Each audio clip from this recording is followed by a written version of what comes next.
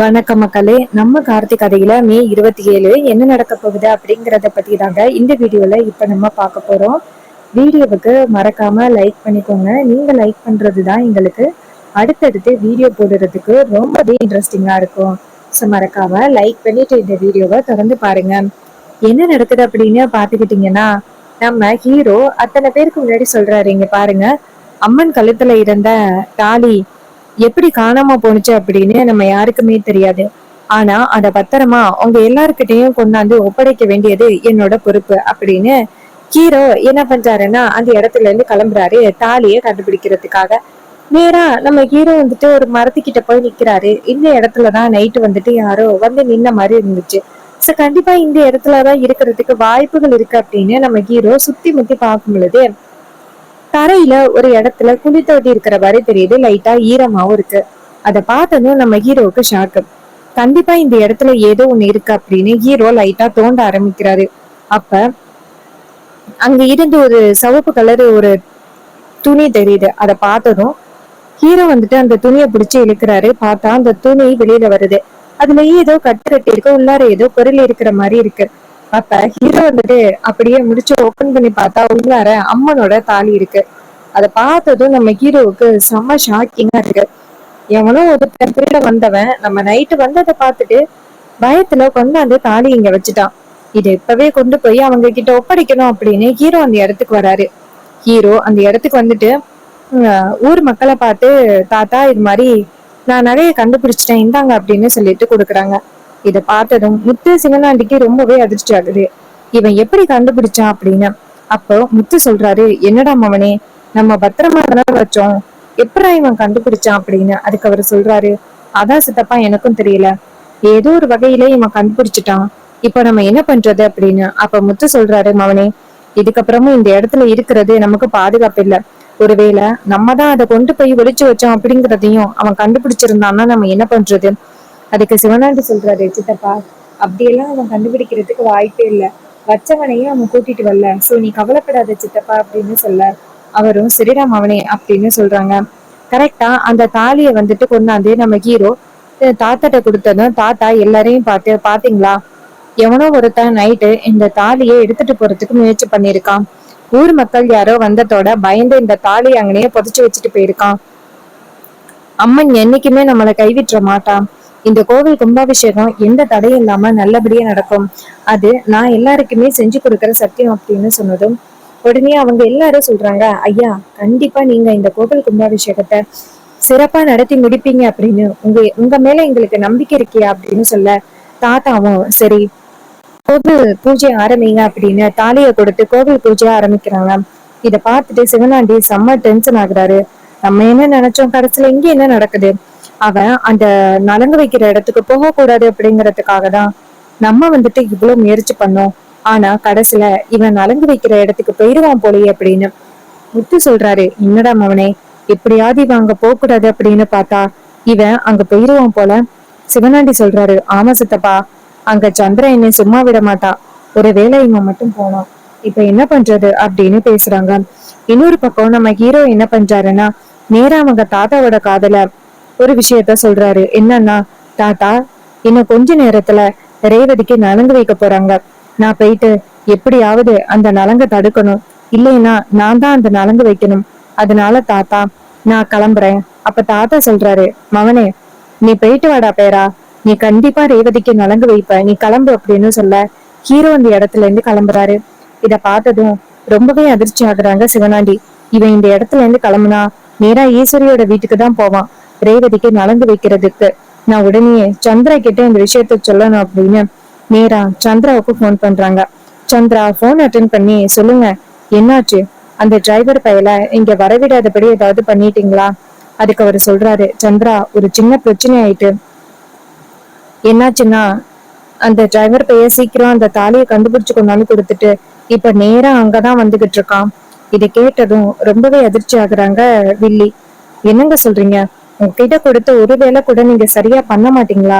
அதுக்கு அவர் சொல்றாரு, சந்திரா நீ சொன்ன மாதிரியே நாங்க எல்லாத்தையும் பண்ணி பார்த்தோம், ஆனா அவன் இவ்வளவு சீக்கிரம் அந்த நகையை கண்டுபிடிப்பான் அப்படின்னு எதிர்பார்க்கல. நீ என்ன பண்ணிக்கிட்டு இருக்க, அந்த நலங்க சீக்கிரம் முடிச்சிருக்கலாம்ல அக்கா கிட்ட சொல்லி. அதுக்கு சந்திரா சொல்றாங்க, என்னங்க இந்த மருது எங்க போனானே தெரியல. அவனுக்காக தான் அக்கா வெயிட் பண்ணிக்கிட்டு இருக்கா. அவன் தான் அந்த நலங்க ஆரம்பிக்கணும் அப்படின்னு. அதுக்கு சிவனாண்டி சொல்றாரு, சந்திரா, அப்ப அவனை காணும்னா கண்டிப்பா அது வீட்டுல உள்ளவங்க வேலையா தான் இருக்கும். உன்னைய நல்லா ஏமாத்திட்டாங்க சந்திரா. நம்ம என்ன பிளான் பண்ணாலும் அவன்கிட்ட இருந்து தப்பிக்கவே முடியாது போல. சந்திரா சொல்றாங்க, அதையும் பார்க்கலாம் அப்படின்னு சொல்லிட்டு போனை கட் பண்ணிட்டு நேரா அவங்க அக்கா கிட்ட போயிட்டு, அக்கா, அந்த டிரைவர் பையன் இங்கதான் வந்துகிட்டு இருக்கானா, எனக்கு தெரிஞ்சவங்க சொன்னாங்க. ஈஸ்வரி சொல்றாங்க, என்னடி சொல்றேன், இந்த நேரத்துல அந்த மருது எங்க போனானே தெரியலையே அப்படின்னு. அப்ப மயிலு பார்த்துட்டு லைட்டா சிரிக்கிறாரு. ஆமாங்க, மருது காணாம போனதுக்கு மயிலு தான் காரணம். நம்ம ஹீரோ வந்துட்டு முன்னாடியே போன் பண்றாரு நம்ம மயிலுக்கு. மயிலு போன் அட்டன் பண்ணி சொல்லுங்க அப்படின்னு சொல்ல, அப்ப ஹீரோ சொல்றாரு, கோவில்ல வந்துட்டு அம்மனோட நகை காணாம போயிருச்சு. எப்படியும் நான் அதை கண்டுபிடிச்சிட்டு நலங்கு வைக்கிற இடத்துக்கு வரத்துக்கு ரொம்பவே நேரமாகும். நீங்க என்ன பண்றீங்க அப்படின்னா, அந்த மருதுவை மட்டும் எப்படியாவது வேற இடத்துக்கு ஷிஃப்ட் பண்ணிருங்க. அவன் வேற இடத்துக்கு போயிட்டான் அப்படின்னா ஈஸியா என்னால நேரத்தை கடத்த முடியும், சரியா? உடனே அவர் சொல்றாரு, சகல, நீங்க கவலைப்படாதீங்க, நான் பாத்துக்கிறேன் அப்படின்னு சொல்லிட்டு நேரா மயில என்ன பண்றாருன்னா, மருதுக்கு தெரியாம மருதுவை பிடிச்சு கொண்டு போய் ஒரு இடத்துல அடைச்சு போட்டுறாங்க. மருதுவால வெளியில வர முடியாத அளவுக்கு. இன்னொரு பக்கம் நம்ம ஹீரோ என்ன பண்றாருன்னா, நேரா அந்த இடத்துல இருந்து கிளம்புறாரு. இது மாதிரி ரேவதிக்கு வந்துட்டு நலங்கு அப்படிங்கறதுக்காக நேரா அந்த இடத்துக்கு வராரு. அப்போ ரேவதி வந்துட்டு உட்காந்துருக்காங்க. ஹீரோ காரை கொண்டாந்து நிப்பாட்டி போடுறாரு. அப்ப ஈஸ்வரி வந்துட்டு மாப்பிள்ளதான் வந்துட்டாரு போல அப்படின்னு பார்த்தா ஹீரோ அந்த இடத்துக்கு வராரு. ஹீரோவை பார்த்ததும் ரேவதிக்கு மனசுக்குள்ள செம்ம ஹாப்பி. ஈஸ்வரி சொல்றாங்க, எம்டி இங்க என்ன பண்றாரு? ஏன் ரேவதி, உன் எம்டிக்கு வேற வேலையே இல்லையா அப்படின்னு. ரேவதி சொல்றாங்க, என்னாச்சுன்னு தெரியலம்மா, அவர் வந்திருக்காரு. அப்ப ஹீரோ அந்த இடத்துக்கு வராரு. வந்துட்டு இது மாதிரி தாத்தா பாட்டி வர முடியலையா, அதுக்கு பதிலா என்ன வர சொன்னாங்க. அப்ப ஈஸ்வரி கேக்குறாங்க, எந்த தாத்தா பாட்டி? அப்ப ரேவதி சொல்றாங்க, அம்மா உங்களுக்கு தெரியாதா, இவரும் ஒரு வகையில தாத்தா பாட்டிக்கு பேரன்தான். ஈஸ்வரி சொல்றாங்க, என்னடி அப்படியெல்லாம் இருக்க வாய்ப்பு இல்லையே. அதுக்கு ரேவதி சொல்றாங்க, அம்மா, அவரு தூரத்து சொந்தமா, தாத்தா பாட்டி வீட்டுல நான் பார்த்தேன். அதுக்கு ஈஸ்வரி சொல்றாங்க, சரி சரி அப்படின்னு. அப்ப ஹீரோ சொல்றாரு, என்ன, நலங்கு வைக்கிறதுக்கு ரொம்ப நேரம் ஆகிருச்சு, இன்னும் நீங்க நலங்கு வைக்க ஆரம்பிக்கலையா, நல்ல நேரம் முடிய போகுது அப்படின்னு. அப்ப ரேவதி சொல்றாங்க, சார், இது மாதிரி நான் கல்யாணம் பண்ணிக்க போறவரை காணும், எங்கேயோ போனாரு, திரும்பி வரேன்னு சொன்னாரு, இன்னும் காணும், அவருக்காக தான் நாங்க வெயிட் பண்றோம். அப்ப ஹீரோ சொல்றாரு, என்னங்க இது, இவ்வளவு நேரம் ஆகிடுச்சு, அப்படி அவரு எங்கதான் போனாரு, நலங்கு வைக்கிறத விட அவருக்கு என்ன முக்கியமான வேலை அப்படின்னு.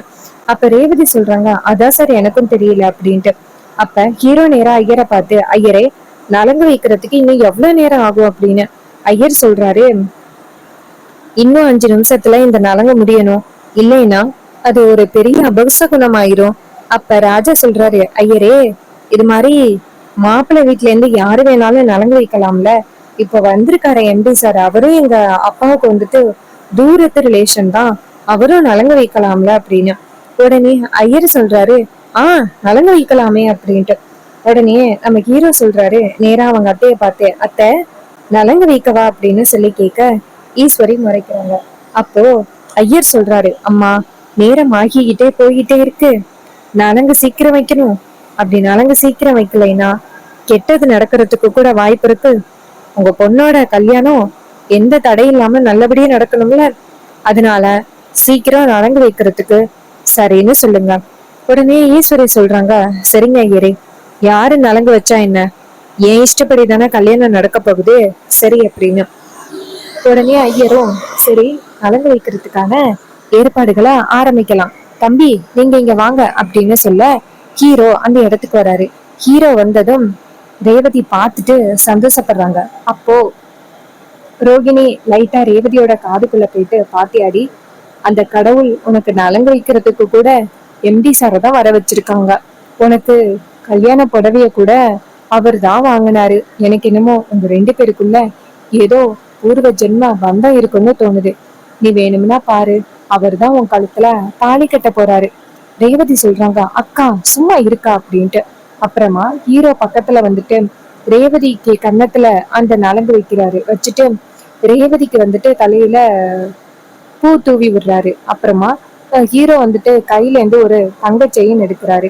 ரேவதி கேக்குறாங்க, என்னங்க இது? அப்ப ஹீரோ சொல்றாரு, இது மாதிரி நான் நலங்கு வச்சிருக்கேன், இது மாதிரி வெறுசா நலங்கு வைக்கிறது ரொம்ப தப்பு, அதான் உனக்கு செயின் கொடுத்தேன். அப்போ ஈஸ்வரி கேக்குறாங்க, இங்க பாரு, நீதான் நலங்கு வைப்பனே தெரியுமா, எப்படி நீ வந்துட்டு வைப்ப? அப்ப ஹீரோ சொல்றாரு, இது வந்துட்டு தாத்தா பாட்டி கொடுத்தாங்க, அவங்க இந்த செயினை ரேவதிக்கு கொடுக்க சொன்னாங்க, நான் எதேச்சியா வந்தேன், என்ன நலங்கு வைக்க சொல்லுவீங்க அப்படின்னு நான் எதிர்பார்க்கல. இந்த ரேவதி அப்படின்னு சொல்ல ரேவதி அந்த செயினை வாங்கிக்கிட்டு ரொம்ப சந்தோஷப்படுறாங்க. அப்போ நம்ம ரோஹிணி சொல்றாங்க, இங்க பாருங்க, நீங்களே போட்டு விடுங்களேன் அப்படின்னு. ஈஸ்வரி சொல்றாங்க, அதெல்லாம் ஒண்ணு வேண்டாம், நம்மளே ரேவதிக்கு போட்டு விடலாம், நீ ஏன் இப்ப தேவையில்லாம பேசுற அப்படின்ட்டு ரோஹிணிய பார்த்து கேட்க, ரோஹிணி சொல்றாங்க, அம்மா, அவர் போட்டு விடுறதுனால என்னம்மா தப்பு இருக்கு அப்படின்னு நேரா அந்த செயினை வாங்கி ரேவதியோட கழுத்துல போட்டு விடுறாங்க. அப்ப ரேவதி அந்த செயினை பார்த்துட்டு ரொம்ப சந்தோஷப்படுறாங்க. இது தாத்தா பாட்டி நமக்காக வாங்கி கொடுத்த செயின் அப்படின்னு ரேவதி ரொம்பவே ஹாப்பி ஆகுறாங்க. அப்போ ஹீரோ என்ன பண்றாருன்னா, நேரா அவங்க அத்தைய பார்த்து, அத்தை, நலங்கு நல்லபடியா முடிஞ்சதோட தாத்தா பாட்டி வீட்டுக்கு கூப்பிட்டாங்க, சோ நான் வீட்டுக்கு கிளம்புறேன் அப்படின்னு. அப்ப ரேவதி கேக்குறாங்க, என்னங்க சாப்பிடாம உடனே கிளம்புறீங்க, வாங்க அப்படின்ட்டு. அதே நேரத்துல மருது வந்துட்டு அந்த கதவை திறந்துகிட்டு வெளியில வராரு. மருது வெளியில வந்துட்டு நலங்கு வச்சு முடிச்சதை பார்த்துட்டு ஷாக் ஆகுறாரு. அப்போ ஈஸ்வரியும் அந்த வில்லியும் போயிட்டு நேரா மருதுவை பார்த்து, எங்கதான் போய் தொலைஞ்சிங்க அப்படின்னு சொல்லி கேட்க, அவரு சொல்றாரு, மேடம், இந்த வீட்டுல எனக்கு எதிராக நிறைய பேர் இருக்காங்க அப்படின்னு உங்களுக்கு தெரியாதா, அவங்கதான் நான் வரவிடாம தடுத்துட்டாங்க, நான் எப்படியாவது வரணும் தான் முயற்சி பண்ணேன், ஆனா என்ன ஒரு இடத்துல கட்டி போட்டுட்டாங்க, நான் என்ன மேடம் பண்றது அப்படின்னு.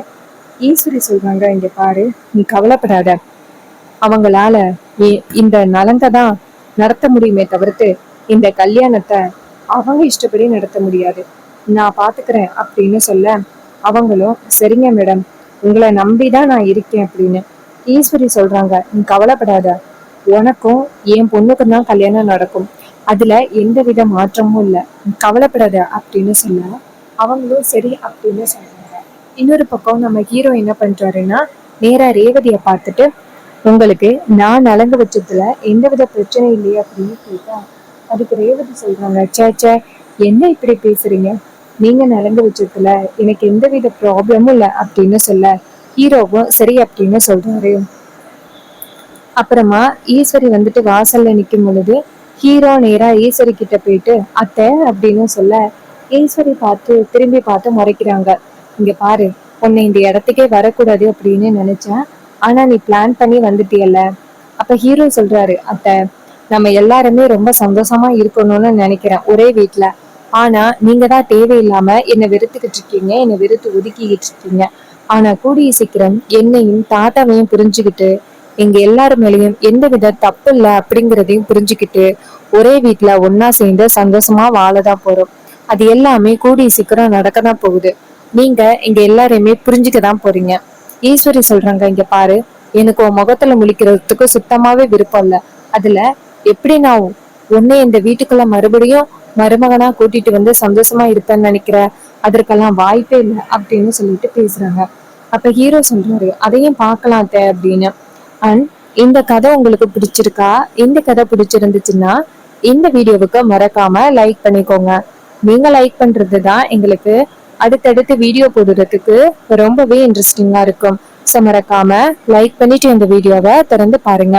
அது மட்டும் இல்லாம நம்ம கிட்ட ஹேர் கிளிப்ஸ் அண்ட் ஆக்சசரிஸ் வந்துட்டு ரொம்பவே அஃபோர்டபுள் அண்ட் அவைலபிள் ரேட்ல இருக்கு. 5 rupees to 10 rupees வரைக்கும் நம்ம கிட்ட கியூட்டான கிளிப்ஸ் எல்லாமே அவைலபிளா இருக்கு. உங்களுக்கு வேணும் அப்படின்னா நீங்க வந்து கமெண்ட்ல ஹாய்னு மெசேஜ் பண்ணீங்கன்னா நீங்க இந்த ப்ராடக்ட்டை பை பண்ணிக்கலாம். வேணும் அப்படின்னா சீக்கிரம் ஹாய்னு மெசேஜ் பண்ணி இந்த ப்ராடக்ட்டை பை பண்ணுங்க. வீட்ல இருந்து பிசினஸ் பண்றீங்க அப்படின்னாலும் உங்களுக்கு சூப்பரான ஆஃபர்லாம் அவைலபிளா இருக்கு. ஸோ சீக்கிரம் ஆர்டர் பிளேஸ் பண்ணி பை பண்ணிக்கோங்க. தேங்க்யூ ஃபார் வாட்சிங். See you on next new video.